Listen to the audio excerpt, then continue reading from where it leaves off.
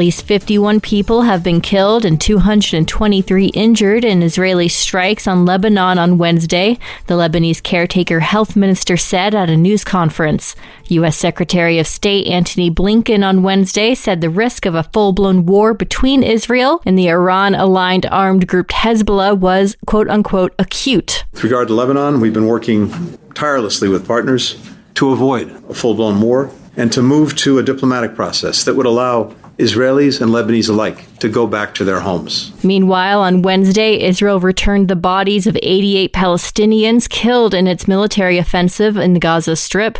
The bodies were brought in a container loaded on a truck through an Israeli-controlled crossing. But according to Palestinian officials, there was no information provided about them. The territory's health ministry refuses to bury them before Israel discloses details about who they are and where it killed them. During the 79th United Nations General Assembly in New York on Wednesday, Ukrainian President Volodymyr Zelensky warned the Russian leader Vladimir Putin is planning to attack nuclear power plants in his country after already decimating their power grid. Russia has destroyed all our thermal power plants and a large part of our hydroelectric capacity. This is how Putin is preparing for winter, hoping to torment millions of Ukrainians, ordinary families, women, children, ordinary towns, ordinary villages. Zelensky made the plea as a Russian-guided bomb strike on the eastern Ukrainian city of Kramatorsk on Wednesday killed at least 2 people and injured 19, according to local officials. Putin responded saying, "We reserve the right to use nuclear weapons in case of aggression." This is VOA News. Helene has strengthened into a hurricane, and forecasters warn that the storm will intensify as it crosses the Gulf of Mexico on a path to Florida and will bring with it life-threatening storm surge. That's what Florida resident Jeanette Simpson is worried about. I'm worried about the storm surge, the water that could be 4 to 8 feet in my house, and I lose everything. Numerous evacuations are being ordered along Florida's Gulf Coast. The storm is forecast to become a Category 3 storm before it makes landfall on Florida's Big Bend region south of Tallahassee on Thursday.